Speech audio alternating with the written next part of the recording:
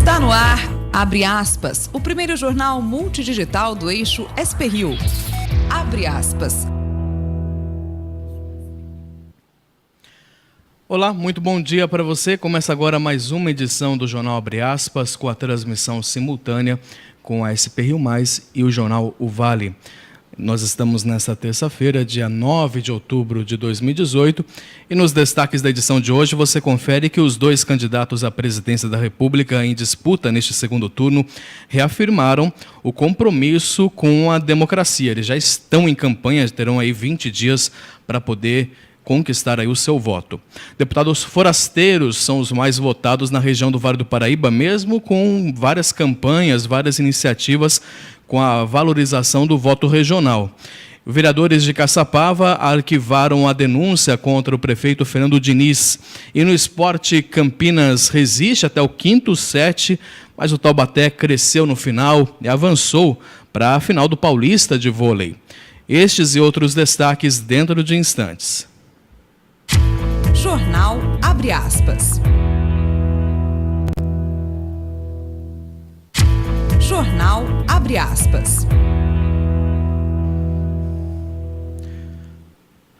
Agradecendo a sua audiência, você que nos acompanha aqui pelo Facebook da SP-Rio Mais, como também pelo Facebook do Jornal Vale, e lembrando sempre que depois esse conteúdo também estará na íntegra no site spriomais.com.br.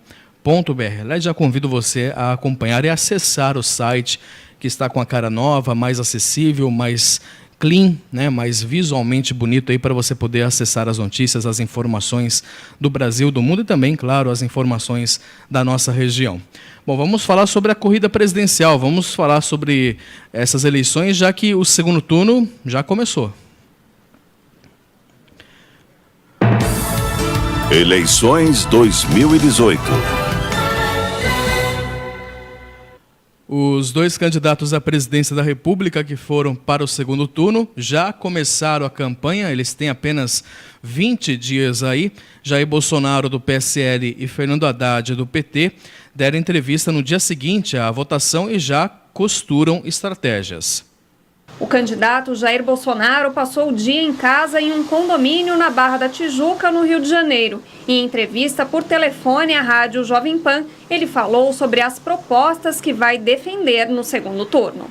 Nós temos que unir o Brasil, pacificar, escolher um bom ministério, caso seja o presidente, não só por critério de competência, bem como iniciativa, dar uma certa desintoxicada, desaparelhada nesses ministérios. Já o candidato Fernando Haddad esteve com o ex-presidente Lula, que está preso desde 7 de abril na Superintendência da Polícia Federal em Curitiba. Em entrevista coletiva, ele disse que nesta fase da campanha vai buscar unir as forças do campo democrático e reforçar a pauta social. Não pode ter tema tabu numa campanha eleitoral, temos que discutir todos os temas. Mas o que eu penso que vai nortear o segundo turno é muito o modelo econômico, né? O neoliberalismo que ele propõe e o estado de bem-estar social que nós propomos.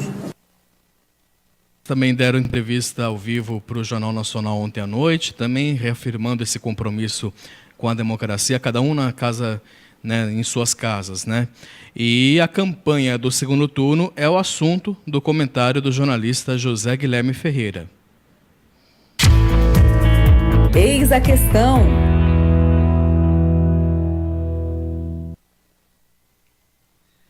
Bom dia. E a campanha do segundo turno, hein? Começou bem? Vejamos. A primeira providência de Fernando Haddad, qual foi? Foi a Curitiba visitar Lula, discutir estratégias para a segunda etapa da guerra. É colocar mais munição nas mãos de Jair Bolsonaro e afastar o eleitorado que se quer conquistar, aquele que se abrigou na direita contra algumas mazelas de um velho PT e que estaria disposto a aderir a um Haddad como segunda chance, com mais vontade e discernimento próprios. Porque nem todos os votos em Bolsonaro são bolsonaristas, todos sabem disso. Mas estratégia é estratégia. quem sou eu para dar palpite? O fato é que Bolsonaro não titubeou. Disse ontem que Haddad é pau mandado do corrupto, entre aspas. Haddad saiu da visita a Lula dizendo que conversará com as forças democráticas do país que saíram derrotadas no primeiro turno. Ciro, Boulos. Uma conversa sem restrições, como disse a presidente do PT, Gleisi Hoffmann. Haddad fala em reajustar seu programa de governo para atrair novos apoios. Gleisi admite retirar do programa a polêmica convocação de uma nova constituinte, mas as alterações diferentemente das conversas serão restritas. Haddad diz que gostaria de estabelecer um pacto com Jair Bolsonaro contra ataques e mentiras nas redes sociais durante as próximas semanas de campanha. Mas Bolsonaro já avisou que não quer conversa. Não quer conversa sobre ética. Acusou Haddad de usar informações falsas, de que ele cobrará mais imposto de renda de todos, por exemplo. Bolsonaro também já avisou, de olho em possíveis votos no Nordeste de Haddad, que a notícia de que ele quer o fim do Bolsa Família é fake. Bolsonaro calibra seu discurso anti-PT, que já deu certo no primeiro turno, já que parece não haver grandes estratégias e alianças além das já feitas. Os dois candidatos também miram aqueles potenciais eleitores que deixaram de votar. São muitos. Quanto às fake news, sou bastante pessimista. Parece que elas são mesmo incontroláveis nas mãos de ativistas radicais, quer queiram ou não suas lideranças. Até amanhã. Obrigado, Zé. E vamos repercutir sobre como é que ficou, né, Câmara e Senado após esse primeiro turno das eleições. Na Câmara Federal, um deputado em específico aí, o Flávio Bolsonaro, do PSL, que é filho do presidenciável Jair Bolsonaro, bateu recorde de número de votos no país. E entre os mais votados, boa parte irá estrear em um mandato político. Reeleito deputado federal por São Paulo, Eduardo Bolsonaro, do PSL, foi o mais votado da história do país. Recebeu mais de 1.800.000 votos.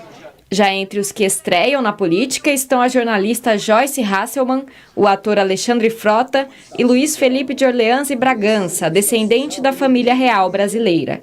Pelo Rio de Janeiro, o campeão de votos foi o subtenente do Exército, Hélio Fernando Barbosa Lopes, que chegou a adotar o sobrenome de Jair Bolsonaro durante a campanha. Nos estados, as assembleias legislativas também vão ter mudanças a partir do ano que vem.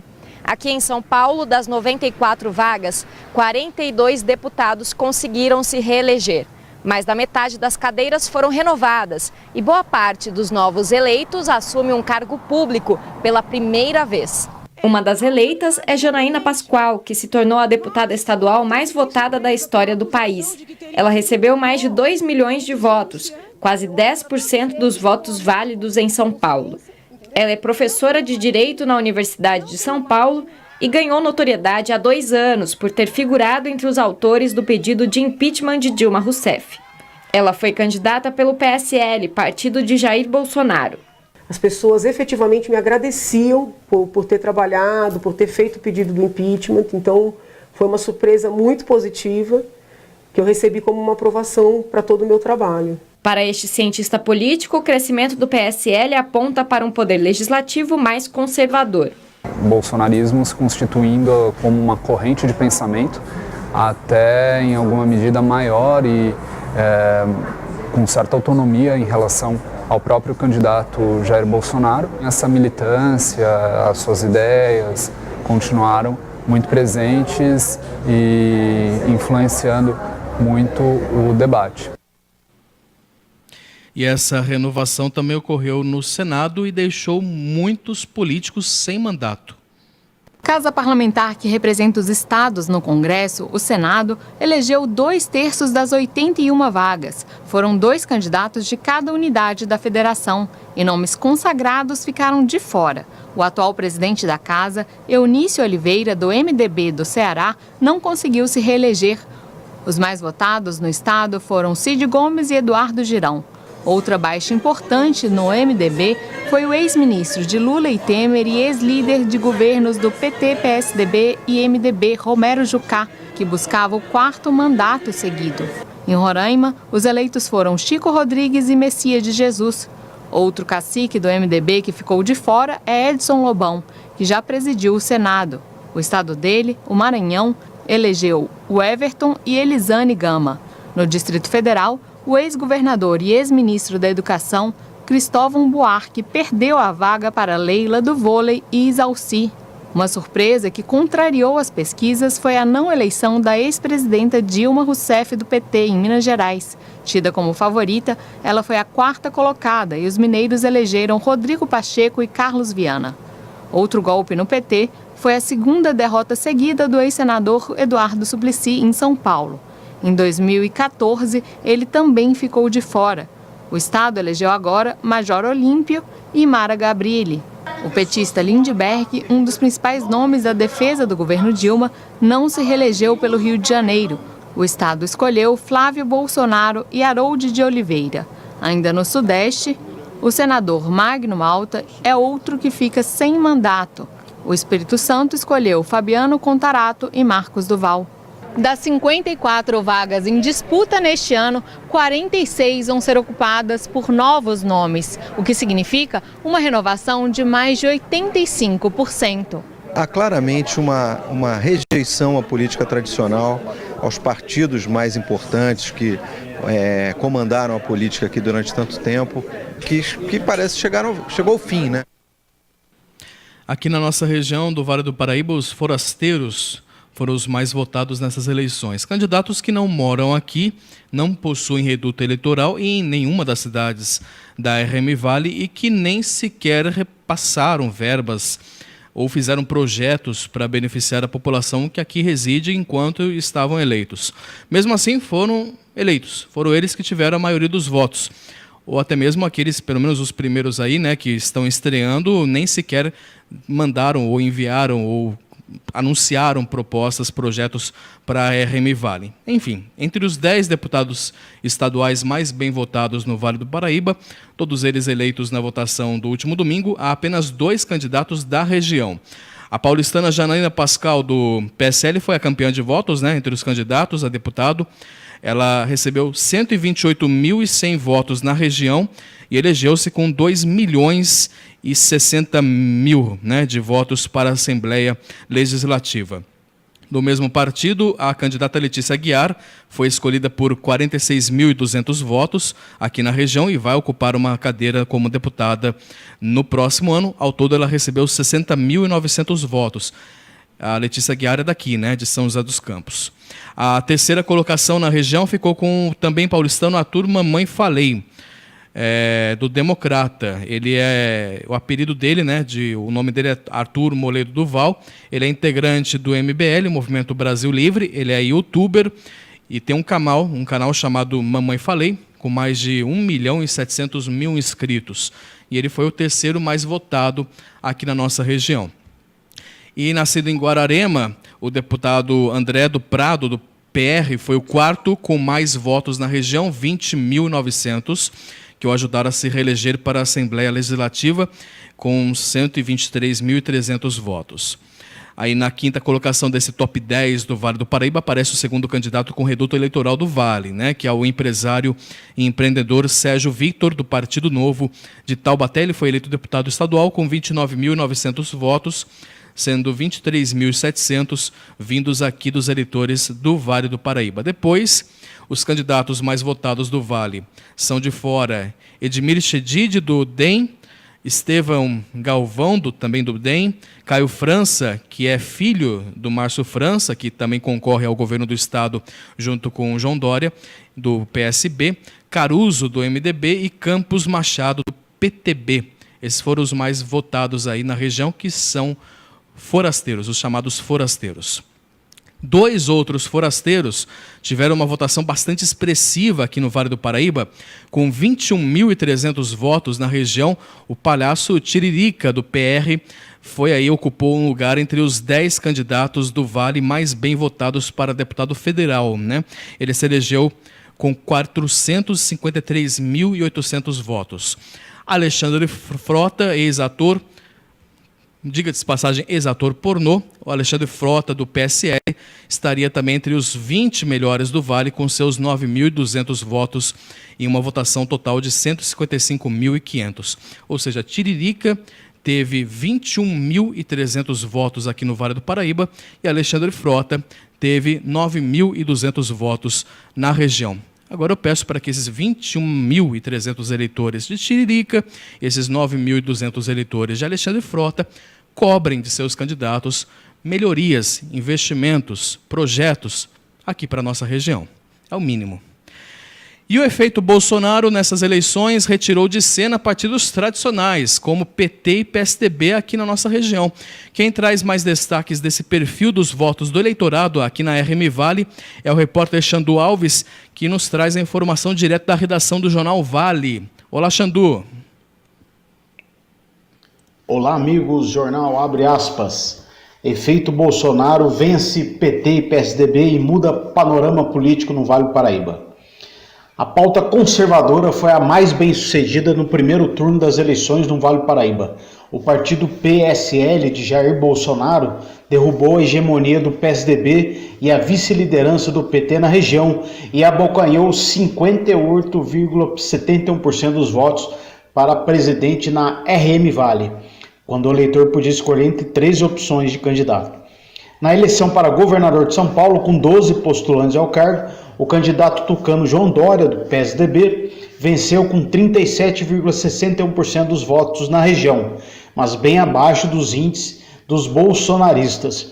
O feito se repetiu nas votações para o deputado estadual e deputado federal, com vitória maciça de candidatos do PSL na região, Janaína Pascoal e Eduardo Bolsonaro, respectivamente. É isso, um grande abraço. Xandu Alves para o jornal Abre Aspas. Obrigado, Xandu, pelas informações, e nós vamos para um breve intervalo, mas você permaneça conosco na audiência, já agradecendo mais uma vez a sua participação, a sua audiência nessa hora da manhã. Intervalo rápido, retornamos já já. Jornal Abre Aspas. Jornal Abre Aspas. Retornando com a edição do Jornal Abre Aspas desta terça-feira, e vamos saber como vai ficar o tempo em toda a nossa região com o Caio Souza. Fala, Caio. Fala, Rodrigo Fernandes, muito bom dia. E a terça-feira vai ser mais um dia de tempo instável aqui na nossa região. Um sistema de baixa pressão está se formando aqui próximo ao litoral e isso vai trazer mais uma vez instabilidades para cá. Nós teremos um dia de céu predominantemente nublado e com possibilidade de chuva fraca a moderada a qualquer momento.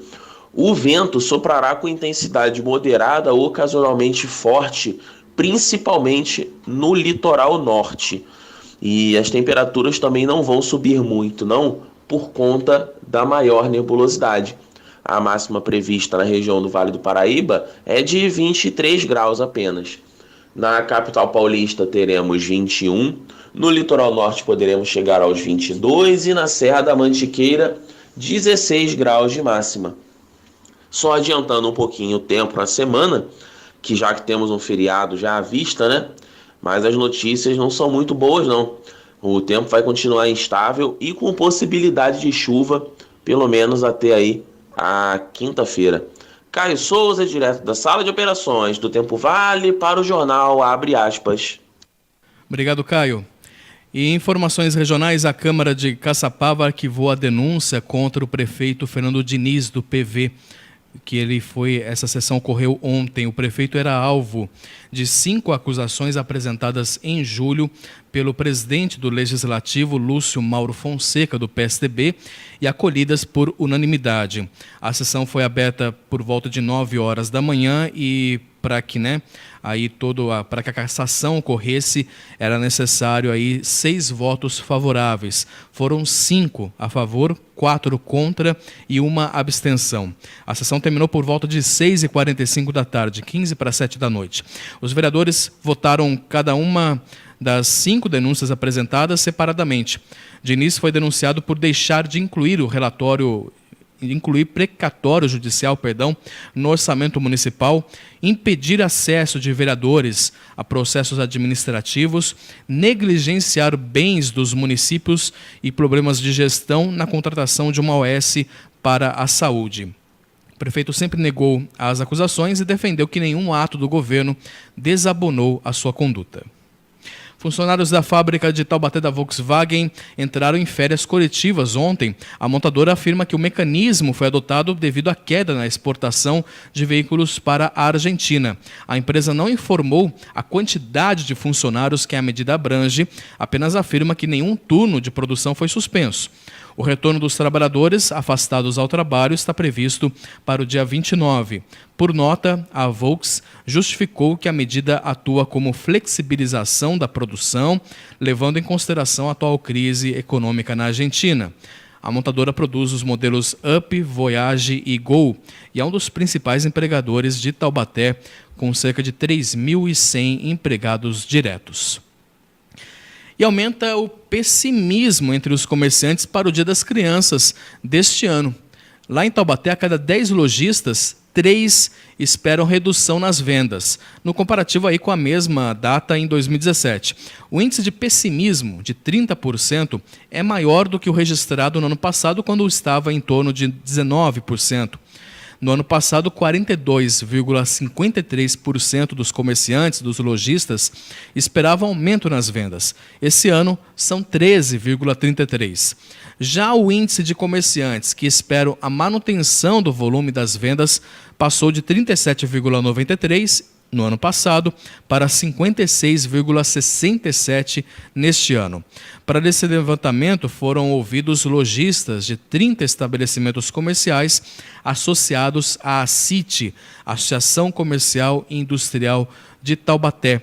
A ACIT também fez outra pesquisa em parceria com o NUPES, o Núcleo de Pesquisas Econômicos Sociais da Unital, que é a Universidade de Taubaté, para avaliar o humor do consumidor para essa data.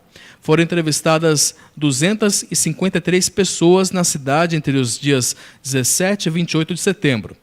A margem de erro aí está entre 6 pontos percentuais para mais ou para menos. Dos entrevistados, 83% disseram que irão comprar presentes e 17% disseram não ter essa intenção. Entre os que irão comprar presentes, 62,38% devem optar por brinquedos, um aumento aí de 10,18 pontos percentuais em relação ao ano passado. Já no segmento roupas, calçados, a opção por compra desse item em 2018 foi citada aí por 24,76% dos ouvidos, observando aí uma ligeira queda em relação ao ano de 2017, que registrava 30,80%. Em relação aos produtos eletrônicos, ocorreu um pequeno aumento na intenção de compra neste ano, 12,86% contra 7,60% do ano passado. Segundo a pesquisa, o consumidor não pretende extrapolar o seu orçamento para este ano. O intervalo mais citado aí foi o gasto entre R$ 50 e R$ 100, seguido por R$ 100 a R$ 300.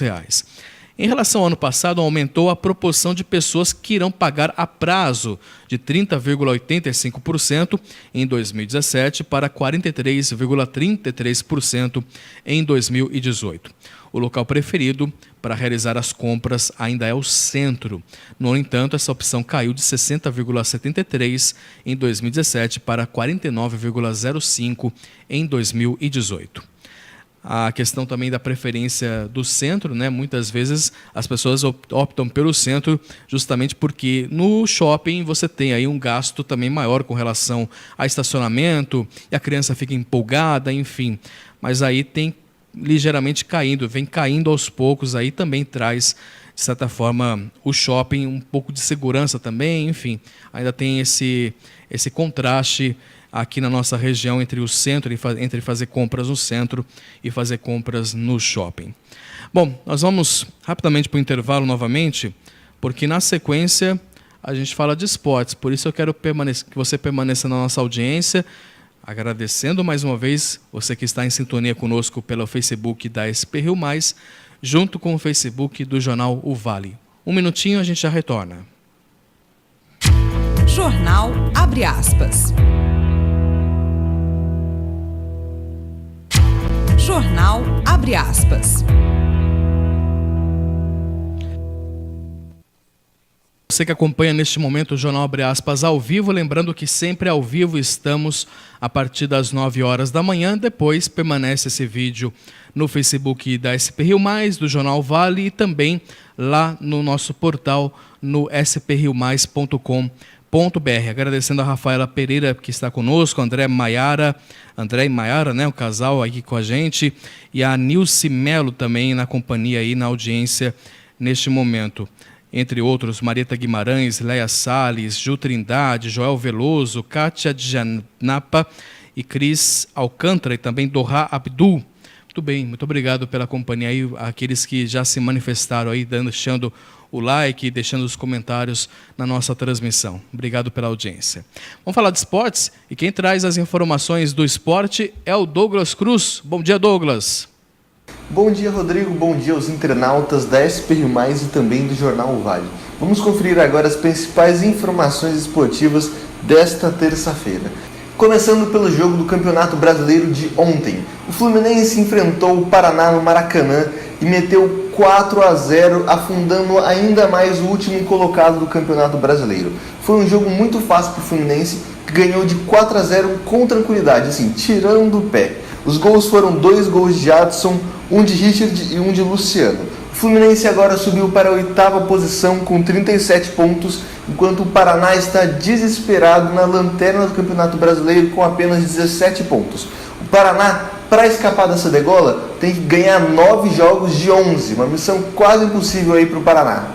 Agora vamos falar de seleção brasileira. O jogador Everton do Grêmio foi cortado da convocação para os jogos contra a Arábia Saudita e a Argentina devido a uma lesão sofrida no posterior da coxa. Quem o Tite chamou para o seu lugar? Lucas Moura do Tottenham. O atleta tem tido um certo destaque no campeonato inglês e já se apresentou na concentração da seleção brasileira, visto que a seleção brasileira está se concentrando no CT do Tottenham. Então Lucas Moura aí deve ser destaque para os jogos contra a Arábia Saudita no dia 12 e a Argentina no dia 16. Ainda falando de seleção brasileira, a CBF confirmou mais um amistoso ainda para este ano para a nossa seleção. O Brasil vai enfrentar o Uruguai no dia 15 ou 16 de novembro. A CBF tem tido aí uma grande dificuldade de marcar jogos com grandes seleções. A gente está vendo a seleção jogando com países muito fracos. Por que disso? As seleções europeias estão disputando a Liga das Nações, que é um novo modelo de jogos das seleções europeias que se classificam assim para a Eurocopa. Desta maneira, eles estão jogando entre si, não com os outros países de outros continentes. Então a seleção brasileira restou o Uruguai, que também é um adversário forte para testar a nossa seleção. Então a seleção brasileira deve jogar contra o Uruguai no dia 15 ou 16 de novembro no estádio do Arsenal, na Inglaterra. Então, para fechar, hoje temos mais uma rodada do Campeonato Brasileiro. Botafogo e Vasco fazem o clássico dos desesperados do Rio. Os dois aí estão mais ou menos na tabela, o Vasco brigando para não cair, o Botafogo ali embolado na parte do meio. Eles se enfrentam hoje às 9 horas e ambos os times precisam ganhar. Então é isso, por hoje é só. Rodrigo, um grande abraço. Douglas Cruz para o Jornal Abre Aspas. Obrigado, Douglas, o Iluminato. Um grande jogo de aproximadamente 3 horas de duração ontem à noite no ginásio de Taquaral decidiu quem desafiará o SESI na disputa pelo título do Campeonato Paulista Masculino de Vôlei. Vencedor da primeira partida no Vale do Paraíba, o Taubaté, ele repetiu a dose na casa do Campinas e com muita dificuldade fechou a segunda semifinal do estadual em 3-2. O equilíbrio entre as duas equipes aí rendeu um espetáculo a quem foi ao Taquaral. Taubaté foi superior, né, nos primeiros sets e abriu aí 2-0 no placar, mas foi dominado, né, por Campinas nas parciais seguintes. O time da casa empatou graças a uma atuação consistente, coletiva e individualmente, mas na última parcial sucumbiu à força do adversário. Atual tetracampeão estadual, Taubaté encara então o SESI na próxima quinta-feira, às 9h, no Vale do Paraíba. Aqui, a segunda partida acontece na segunda-feira, às 9h30, na Vila Leopoldina, e lá em Campinas. Campinas, por sua vez, aliás, encerra a campanha na semifinal e começa a preparação para a Superliga. A estreia no principal campeonato do país é no dia 24, no Taquaral, também contra o Cruzeiro. Olha, passando do esporte, mudando de assunto, o dia 12 de outubro está se aproximando, dia em que, além de comemorarmos as crianças, né, o Dia das Crianças, também nós comemoramos a padroeira do Brasil. E milhares de romeiros já se deslocam para Aparecida, onde está localizado o maior santuário mariano do mundo. A SP Rio Mais transmite no dia 12 de outubro um especial, com algumas histórias, depoimentos que reforçam a fé e a esperança por um país melhor. Acompanhe um trecho desse especial.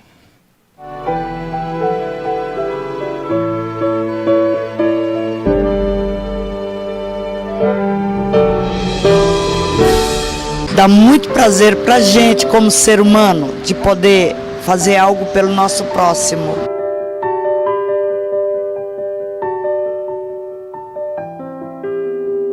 Quando se faz uma caminhada, nas primeiras horas as pessoas vão todas falantes, mas depois a voz vai escalando e o interior é que vai falando.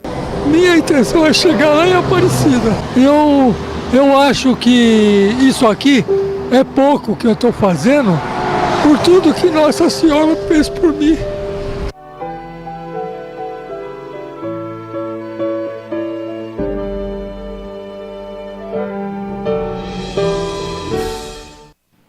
É um pequeno trecho. O especial irá ao ar aqui pelo Facebook da SP Rio Mais a partir das 8h30 da manhã. E logo depois, às 9h da manhã, você vai ter o jornal Abre Aspas, especial, direto do Santuário Nacional, com as informações da novena, com as informações de tudo o que ocorreu, né, junto com o reitor do santuário. Por isso, não perca, contamos aí com a sua audiência.